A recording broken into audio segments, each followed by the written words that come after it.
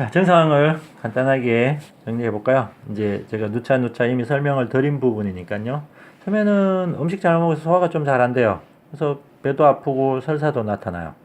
설사 나타나면 가스가 차고 배도 빵빵해지고 트림도 나고 심하면 구역감도 나요. 배에 물소리도 나고 식욕도 떨어져요. 그러면서 전체적으로 무기력해지죠. 이게 다들 이 초기 증상이 다 어때요? 특히 정말 소화기계 증상이죠. 소화기계 증상 유발하는 건 어때요? 음식의 탓이죠, 이게. 자, 이 증상 자체, 이런 증상이 있다고 이걸 자가면역 질환이라고 하냐는 거예요. 안 하겠죠? 그죠? 이건 음식 잘못 먹으면 누구나 이렇게 된다는 거 어때요? 이미 경험적으로 다 알 수 있어요. 이게 음식 잘못 먹은 거냐 해서 아는 거고, 여기 어때요? 우리 피로라든지 스트레스, 또는 허약 상태가 있으면 이게 더 심해지죠? 이게 자가 면역 질환이라서 이렇게 되는 건 아니라는 거예요. 자, 그게 초기에 나타나는 신체 증상. 자, 허약해질 때, 이제 힘이 빠지면, 허약해지면 어떻게 될까요? 어떤 증상이 많이 생기느냐 하는 건데요. 이건, 자, 이 증상이 있는 사람은 자기 몸이 이미, 힘이 되게 많이 빠져 있구나. 면역력이 많이 떨어져 있구나. 또는 대사력이 많이 떨어져 있다. 또는 양기 자체가 많이 허약해 있는 거라고 생각하시면 돼요. 자, 몸이 계속 피곤해요. 하고 뭔가 부종이 생기죠. 부종이라는 게 뭔가 들어온 게 축 못 빠져나가는 거죠. 그러니까 잘 흐름이 빨리 안 되는 거죠. 자, 손발이 차지겠죠. 그리고 머리로 영양 공급이 잘 안 되면 어지러워요. 춥고 열나고 이건 감기가 잘 걸린다는 소리예요. 얼굴이 핏기가 없고 창백해지겠죠. 또 배가 차져요. 그리고 몸이 당연히 무겁겠죠. 이렇게 처지니까. 설사라는 게 어때요? 기운이 밑으로 이렇게 쭉 빠지는 거죠. 이게 몸이 무겁다는 거나 설사하는 게 비슷해요. 그래서 무기력해진다는 것도 역시 크론병 자체가 어때요? 낫지 않고 계속 힘이 없어지면 면역력 자체가 계속 약화되면서 나타나는 증상이라는 거예요. 자, 크론병 진행 증상. 자, 저런 초기원을 제거를 못하면 증상이 계속 만성화돼요. 그래서 만성설사와 복통을 해결하지 못하면 어때요? 영양 공급에 장애가 생기죠. 이게 체중 감소가 나타나는 거죠. 그래서 체중 감소가 나타나면 어때요? 체중 감소가 나타나면 허약해지겠죠.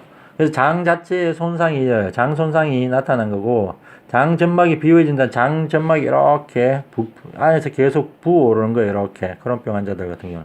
그래서 부어오르다가 염증 상태가 심해지면 어때요? 여기에 푹 파여서 궤양 조직도 나타나요. 그럼 이 장 조직 자체가 손상이 됐기 때문에 어때요? 흡수가 그 다음 더 안 돼요.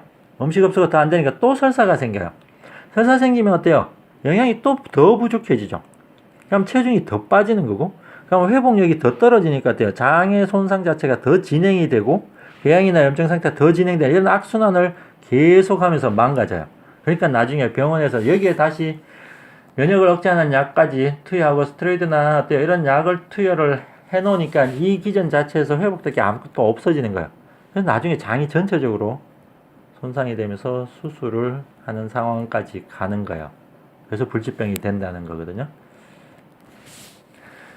자, 이제 크론병 환자의 대장 내시경 모습인데요. 자, 초기에 보면요. 이 지금 장 조직 자체에 보면 원래 건강한 조직 자체가 이게 혈관들이 깨끗하게 보여요. 뒷부분에 제가 그 건강한 장이 어떤 모습이냐는 걸 보여주는데 지금 여기 보면 어때요?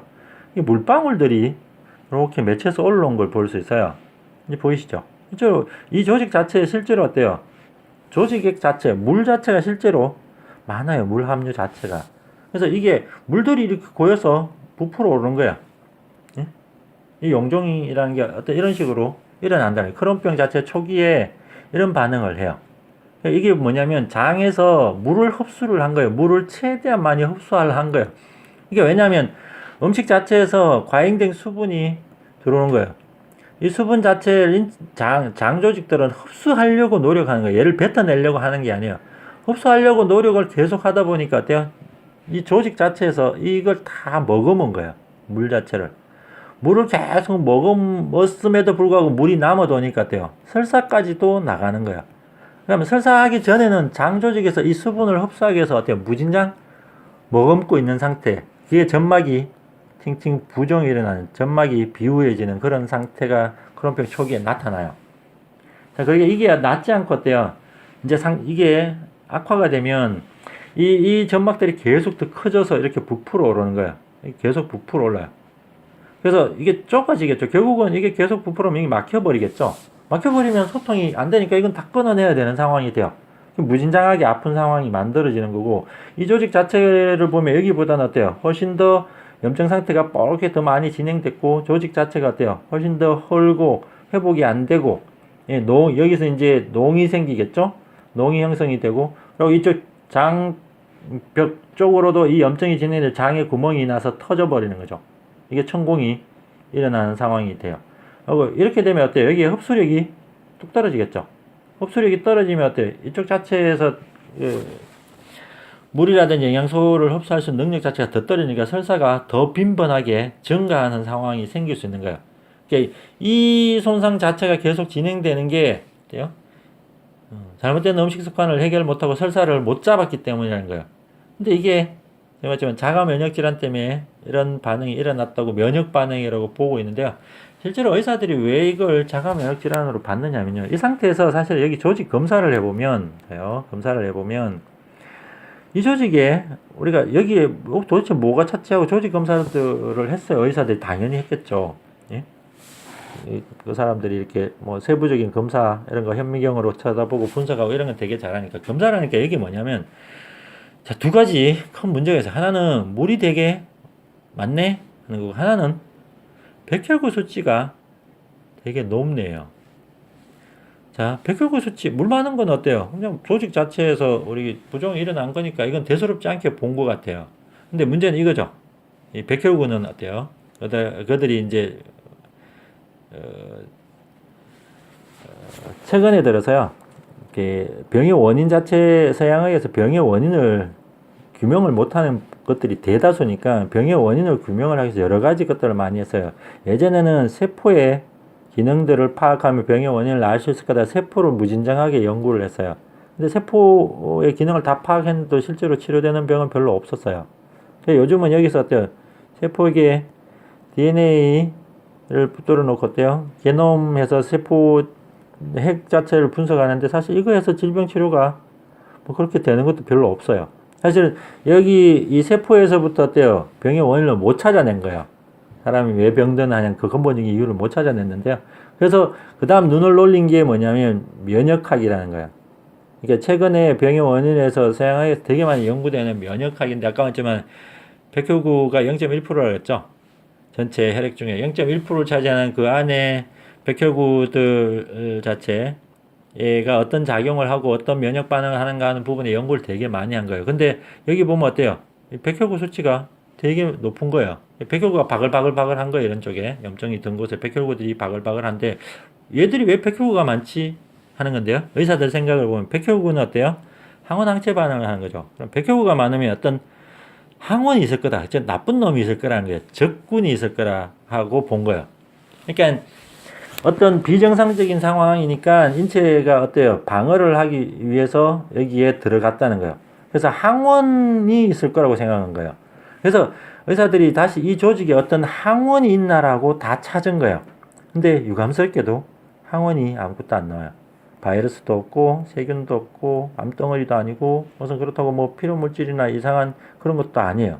그러니까 이런 항원이 없는 거예요. 자, 그럼 볼까요? 항원이 없다. 자, 근데요, 백혈구는 바글바글해요. 많다예요. 자, 이 백혈구들은 왜 여기 많겠죠? 왜 여기 있죠? 여기 염증이 들어있는데? 그래서 항원이 없기 때문에 어때요? 이거가 어때요? 항원 항체 반응을 한 게 아니고 백혈구 자체들이 많고 항원 없기 때문에 의사들 생각은 뭐냐면 이 백혈구가 미친 거예요. 백혈구가 비정상적인 반응을 한다는 거예요. 그래서 이걸 어때요? 백혈구가 여기에 이유 없이 많이 와 있다는 거예요. 항원도 없는데.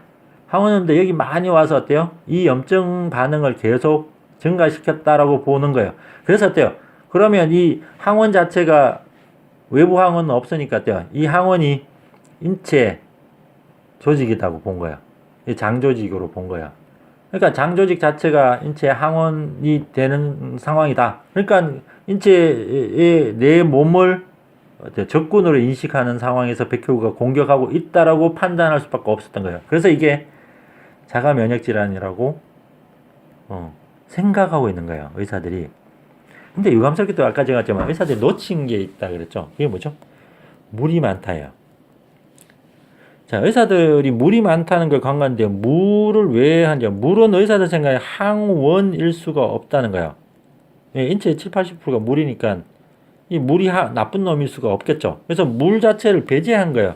근데 볼까요? 장 조직이 원래 하는 게 뭐예요? 대장이 물을 흡수하는 것이죠. 근데 지금 맞아, 물을 너무 과잉되게 먹은 게 문제란 말이에요. 그래서 장 조직 자체에서 물을 먹으니까 어때요? 이게 부종이 일어나면서 점막이 팅팅 붓는 점막 비유가 생기는 거예요. 그런데도 물이 계속 들어오니까 물방울이 이렇게 팅팅팅팅 올라온 거예요. 실제로 물이 많다는 거예요. 그럼 볼까요? 찬물, 얼음물, 예? 이걸 계속 먹으면 설사하죠. 설사를 계속하면 장 조직이 손상이 되겠죠. 그럼 어때요? 설사 자체를 유발한 이 물은 어때요? 우리가 이야기하는 항원은 아니지만 어때요? 설사를 유발하는 원인은 되는 거예요. 의사들이 이걸 자가 면역질환 면역 반응으로 몰아가니까 이런 이상한 해석이 나온 건데요. 또 거기에 이상한 백혈구들이 있다고. 제가 몸이 다 망가지고 허약한 상태에서 아까 골수에서 비정상적인 백혈구 충분히 만들어줄 수 있어요. 근데 그게 아까 0.1%가 전체 백혈구인데 이 중에 어때요? 극소수인 거예요. 근데 그놈을 갖고 이놈 때문에 다 이렇게 됐다라고 우겨서 전체 면역을, 인체 전체 면역을 다 억제한다는 게 이게 잘못이란 거예요. 그래서 찬물, 얼음물을 많이 먹으면 어때요? 물 자체가 인체를 충분히 손상시킬 수 있어요. 우리 겨울에 추워요.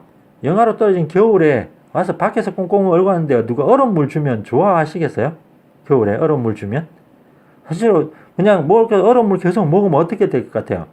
몸의 체온이 다 떨어져서 어때요? 여러 가지 증상이 생겨요. 몸에 한기가 돌고 동상도 걸리고요. 다 반대로요. 여름에 시원한 물 주면 어때요? 얼음물 주면 사람들이 좋아하죠. 더울 때. 같은 물이라도 어떤 상태에 먹느냐에 따라서 그게 병리적으로 작용할 수도 있고 또 생리적으로 인체에 도움이 될 수도 있는 거예요. 근데 과잉된